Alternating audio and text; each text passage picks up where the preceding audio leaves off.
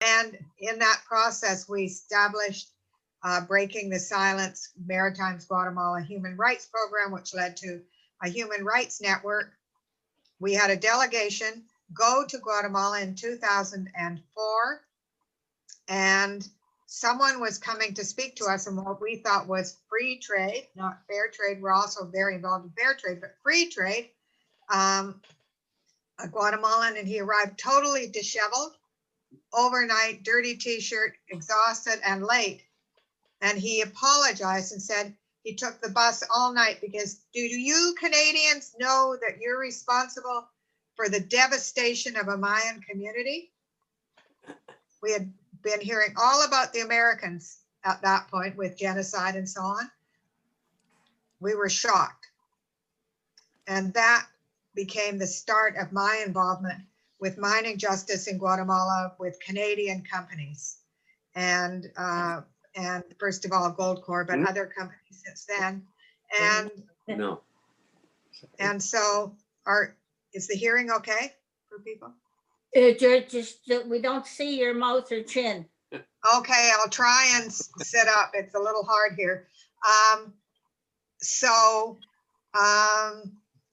That became part of a passionate involvement in solidarity with Guatemalan communities resisting Canadian companies mining, and in this first case, gold mining.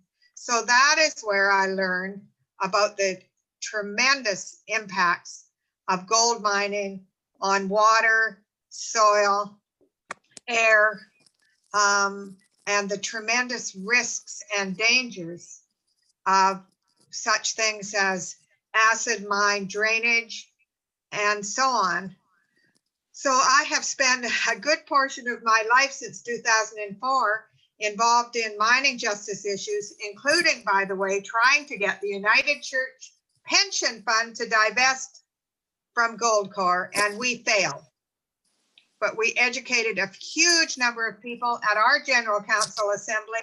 78% of people voted strongly and with conviction in favor of divesting, but our pension board is independent of our church, and that is not their inclination. So that was a very painful story, but that then led to November 2017. We have, and hopefully it'll be in paper one day again, but we still have it online, a wonderful monthly community newspaper called the Tatamagouche Light. And on the front page, the headline said, "There's gold in them thar hills." Well, I just about fainted. And I read the article, which was actually just a press release from the Department of Energy and Mines. It had a different name then, but that's all right. And so that they were going to have an open house because that's required before you start to ask companies to bid to mine the gold in our hills. And so they had an open house, which I wasn't able to attend, but others did. Within 2 months, we started a group called SuNNS, Sustainable Northern Nova Scotia, who has larger vision, but in particular, our focus has been to stop the province from trying to get tenders to have a company come in and explore for gold, of which there certainly is gold in our hills. And so, here it was that I had been working in human rights solidarity with Guatemalans for all these years and have it in my own backyard. So we organized, and I'm going to come back to that in a minute. And I hope there's somebody timekeeping so that you'll stop me. Yeah. But, Nancy, thank you. Yeah. But to make the story short to this point, and then I'm going to talk about how we did that. We started off with a watershed. Fortunately, because we have a water facility in Tatamagouche, the province requires there to be a watershed protection committee. So we had a watershed protection committee and a municipal council. The Watershed Protection Committee didn't appear to be very interested, but some of them actually were. But in our small town, people have learned never to reveal themselves. And so, but actually some of them were sympathetic, but weren't prepared to quite say that out right at the beginning. And then there was the municipal council. And when we first made a presentation to the municipal council, they rejected any of our concerns about creating a ban on mining in our municipality. I think the vote was maybe 11-1 or something. Like, we started out with no sympathy whatsoever. But we were an interesting and diverse community group, and we hung on, and we started making presentations wherever we could. And we started attending the watershed committees, although we weren't allowed to speak. And we finally got a meeting in our fire hall in Tatamagouche, not having to go to Truro to the municipality, with the councillors of Truro municipality, not the town, and of which we're a part, Colchester County. And we had a very good presentation by 3 of our members. And one of the questions, and I was saying they were quite resistant, but one of the things that was in the presentation, apart from the potential risks, which are really very high, it almost seemed ludicrous, to be honest, for anyone who knows about gold mining, that you would want to do it in a watershed. The risks of water contamination are so great. But the presentation was made, and one of the points was, if something happens and you have not tried to stop it, you will be legally liable. So that was really a key point for them, at which point they decided that they would direct their staff to work with the Watershed Protection Committee to develop regulations to protect the watershed, including a ban on mining.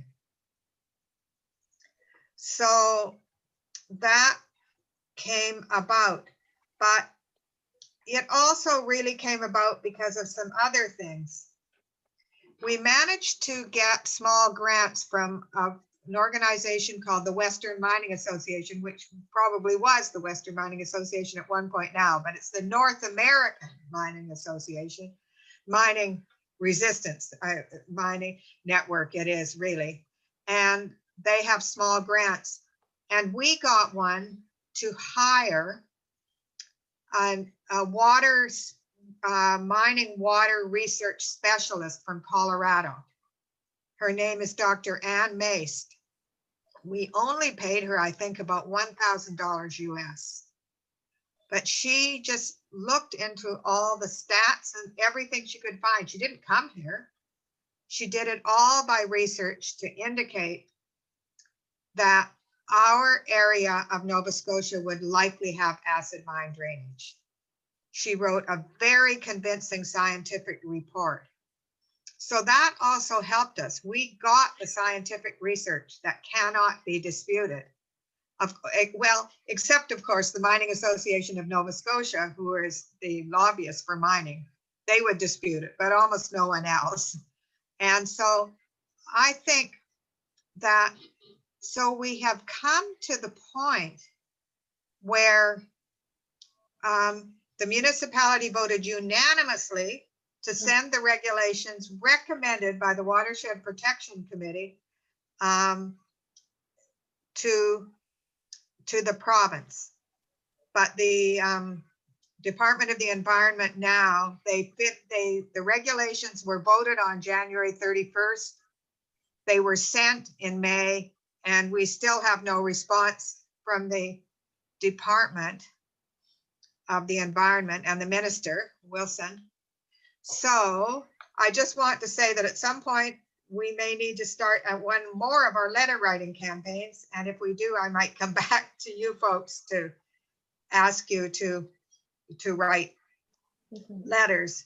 But right now, I think we feel that our efforts, which included a tremendous amount of community education and just community participation, walking in our Labor Day parade, things like that with signs where people were clapping along the sides of the road. We didn't know then till then how much the community actually supported and agreed with us. But we had letter writing evenings where people came and wrote together. We did film nights. We did every kind of thing. And, you know, I want to say, I think that that's been as much the success as even for the purpose, but it's not easy. And I want to say that in working in a community group or a church group, that part of the work, I joke sometimes that 80% of political work is actually group dynamics and working to make sure that everyone in the group can agree on things. We work by consensus, which isn't always easy. Although our understanding is that consensus doesn't mean everyone has to agree, but everyone has to agree to say this is okay to go ahead, even if they're not 100%. We have a facilitator for every meeting. We have a very strong rule that you only get to speak once until every other person has had a chance to speak on things. We've believed that we have to educate the community, whether it's through letter writing, through articles in our little community newspaper, through film nights.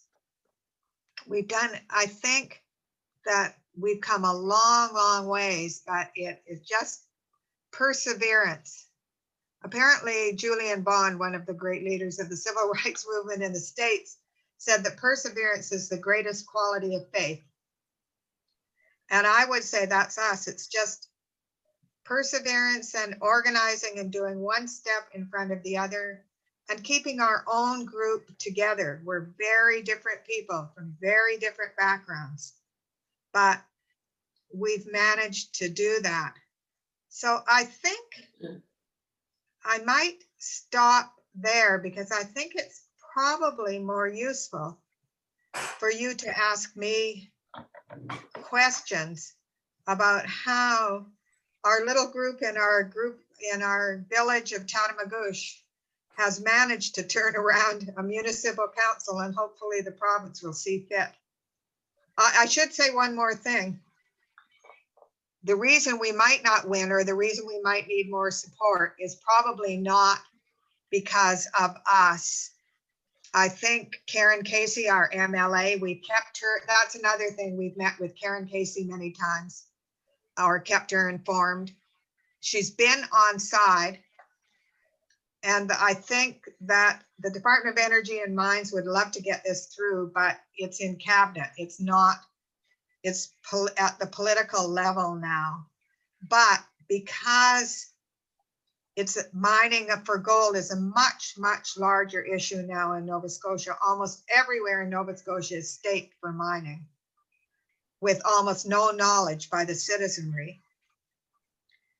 They may say no to us, even though I think they want to say yes. Yes, we agree to ban mining.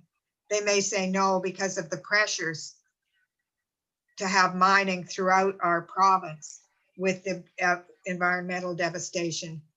But so far, so good. So I think we're quite hopeful that the regulations will get passed on mining. And it also improves some of our, because it's a watershed designation, it was an opportunity to improve the protection of our watershed in general.